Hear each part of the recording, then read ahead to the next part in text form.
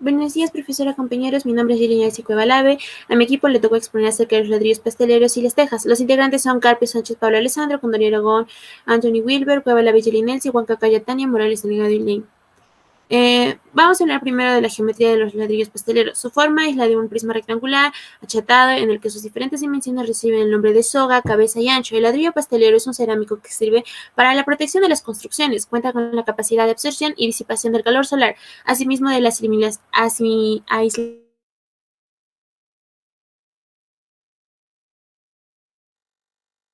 ni tener grietas. Asimismo, que a la hora de golpearlo con una moneda tenemos que escuchar un sonido metálico. No debe presentar manchas blancas o componentes extraños y no debe presentar una decoloración, pues mostraría que están crudos. Asimismo, para la elaboración de los ladrillos pasteleros tenemos 8 pasos. En primer lugar, la maduración, luego el tratamiento mecánico previo, el depósito de materia procesada, la humidificación, el moldeado, el secado, la cocción y finalmente el almacenaje. Los usos de los ladrillos pasteleros son muy comunes. Por ejemplo, podemos encontrar en las terrazas y azoteas, en techos de cobertura, en los parapetos, en la aplicación decorativa. Y la clasificación según su forma es, tenemos el ladrillo perforado y el ladrillo macizo. Asimismo, los ladrillos pastelosos en el Perú más reconocidos son el ladrillo pirámide, el ladrillo lark y el ladrillo diamante. A continuación, mi compañero les va a explicar más acerca de cómo se colocan estos ladrillos pasteleros. Ya, buenos días, profesora. Soy Anthony Condori Aragón y voy a explicar la colocación de ladrillos. Pero en primer lugar necesitamos equipos de protección, los más importantes como casco, guantes, lentes y unos zapatos especiales. Ya, en cuanto a herramientas, pues como frotacho para distribuir la mezcla, arena fina, wincha métrica, agua, pintura, cemento, nivel de manguera para hallar la pendiente y ladrillos pasteleros mismos.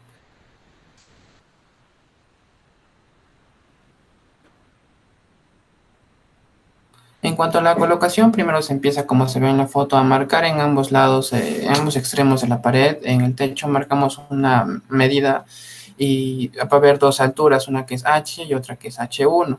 En este ejemplo, esta es una pendiente de 0.5, la losa tiene 6 metros. Y bueno, hay que definir bien estos niveles para que tenga una cierta pendiente, para que pueda distribuirse el agua en épocas de lluvia. Y la pendiente recomendable que se da es de 0,1 entre 0.5%. En cuanto al mortero que se va a usar, pues esta mezcla tiene que tener una parte de cemento por cada 5 de arena fina y bueno, depende del usuario, el agua debe ser relativa a la consistencia que debe alcanzar y si desea adicionarle un impermeable para que este tenga una mejor resistencia de la humedad del agua. En cuanto a la colocación, pues debe primero limpiarse la losa para que tenga una mejor adherencia. Los ladrillos se van a humedecer y para que se pegue mejor. Y se echa la mezcla distribuyendo 4 ladrillos en cada esquina que nos van a servir de guía. Y bueno, se busca que tenga entre 1 y 1.5 centímetros de modo de que estas piezas sean completas. Y finalmente se echa el relleno en los huecos y evitando que no queden espacios para que así el agua no penetre tanto. Y bueno, ese sería. Le paso como siguiente compañero. Historia de la teja. La teja es el elemento de construcción más antiguo utilizado en cubiertas inclinadas. Con el tiempo, estas se han elaborado de diferentes materiales y de distintas formas. Actualmente se conservan tejas de hace 2000 años de China. Sin embargo, los primeros en utilizar las tejas fueron los romanos, quienes se basaron en las cubiertas chinas, que eran de bambú solapado y formaban canales. Entonces, con este diseño y con los conocimientos que ya tenían en construcciones con barro, perfeccionaron el diseño e hicieron las tejas mixtas. La teja romana se sigue utilizando a lo largo de la historia junto con las tejas árabes curvas. Para hacer la teja árabe, al inicio se empleaba una mezcla de barro, paja y otros materiales. Esto era moldeado en el muslo para darle forma a la teja. Otra de las primeras tejas fue de arcilla cocida, bien arqueadas, gruesas y resistentes. Los materiales con los que se elaboraban las tejas dependían de la naturaleza y las condiciones del lugar. En Rusia, por ejemplo, se utilizaron las tejas de madera y en cambio en la Roma clásica se utilizaron tejas de piedra arenisca o caliza. La teja de pizarra fue la más utilizada en climas norteños y en lugares en donde la pizarra se puede obtener fácilmente.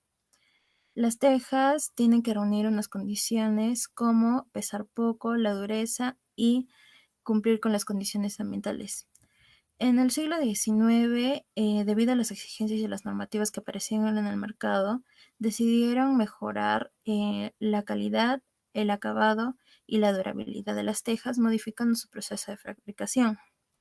Actualmente, las tejas de concreto se han ido perfeccionando con la finalidad de superar a las tejas. Tipos de teja. Las tejas se pueden diferenciar ya sea por su forma o por el material que esté compuesto.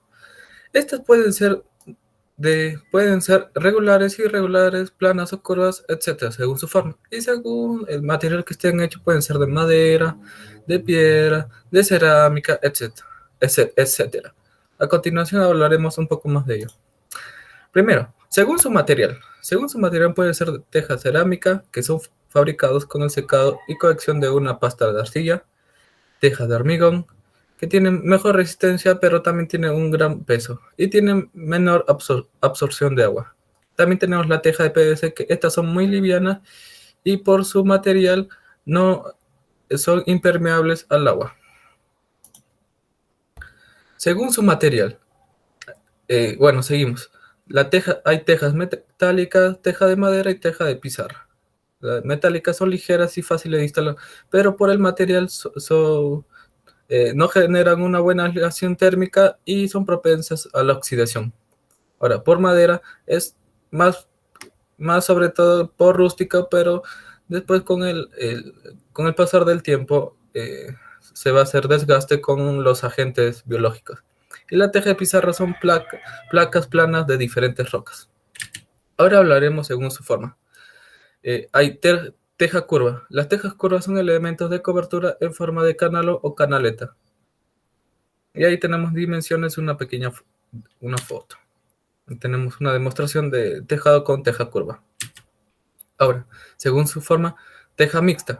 Son elementos de cobertura con doble curva que cuenta con un sistema de encaje longitudinal y transversal para el ensamblaje estanco de las piezas contiguas en las filas verticales e hiladas horizontales. Tenemos una pequeña foto y una pequeña demostración de un tejado con teja mixta. Vemos que hay más separación entre las tejas. Y ahora la última es teja plana, que son elementos de cobertura con perfil plano que tienen un sistema de nervios para su encaje longitudinal y transversal. Son más versátiles ya como que son planas, es más fácil de encajar entre sí. Y acá tenemos una prueba de tejado con teja plana. Ahora, la colocación de las tejas. ¿Cómo se colocan las tejas? Bueno, primero se ordenan las tejas una al lado de otra y se mide el ancho de las tejas para así marcar una longitud. Después se marca la distancia de teja a teja y el ancho de río en el techo que se va a usar usando un cordel, como vemos en las imágenes. Ahora, por las líneas que hemos marcado anteriormente, se coloca la primera hilada de madera de manera horizontal usando un mortero que sirve para la unión. Después se coloca la primera hilera vertical con un cruce de 15 centímetros de teja a teja aproximadamente. Y esto se debe considerar una pendiente de aproximadamente 22.5 grados. Y esto dependerá de dónde se usarán las tejas. ¿Y qué se gana con la colocación de las tejas? Pues se da una vista mucho más estética, se obtiene un mejor aislamiento térmico, ya que los rayos del sol no inciden de forma directa sobre todo el techo. No se generan encarchamientos en el techo y se evitan filtraciones de agua. Y se evita que se formen los líquenes. Continuando con la exposición, voy a hablar del proceso de la fabricación de tejas de arcilla. Mi nombre es Tania Huancacaya. Como primer paso se prepara un molde de madera o fierro. En el centro de la tabla se hace un calado trapezoidal, así como se ve en la imagen. Como segundo paso se toma una teja corriente.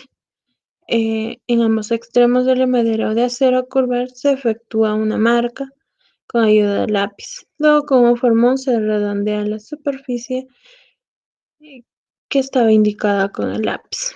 Como tercer paso, se hace una fosa y con la tierra extraída de esta fosa se desmenuza con mucho cuidado. Se puede utilizar un tamiz apropiado de manera que quede completamente pulverizada. En el fondo de la fosa debe ser resistente e impermeable. Terminado esto, se vuelca en una fosa cuantas palas de tierra pulverizada, luego 3 o 4 baldes de agua. Después, así sucesivamente hasta tener la consistencia deseada. Cuando la fosa se encuentre llena, se procede a revolver el barro con ayuda de una alzada. Este trabajo debe efectuarse con toda precaución de manera que el barro se compacte íntimamente y presente un aspecto lechoso y consistente.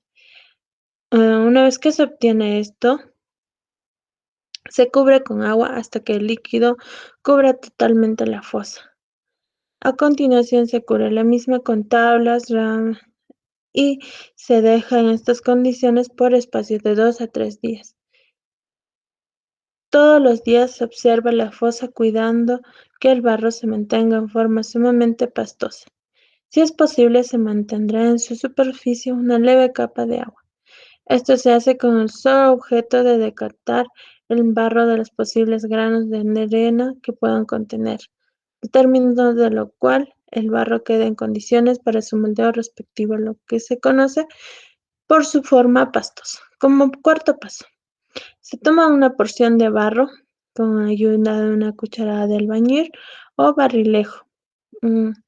Efectuado esto, se extrae el molde con ambas manos, dejando sobre la masa el barro ya moldeado en forma trapezoidal. La pieza tratada en esta forma se deja orear por el espacio de 2 a 3 minutos. Mientras tanto, el operador continuará haciendo otras piezas. Como quinto paso, tomar la pieza oreada y colocarse sobre el molde en la forma indicada. Tales flechas indican que el operador presionará levemente con las manos sobre el bloque de barro para hacer que la misma se adapte a la curvatura del molde. Si en este caso se notara alguna fisura, mojar levemente la pieza de barro, ello será suficiente para hacerla desaparecer. Como sexto paso, se se procede con el secado, exponiéndolos al aire y al sol durante 2 días.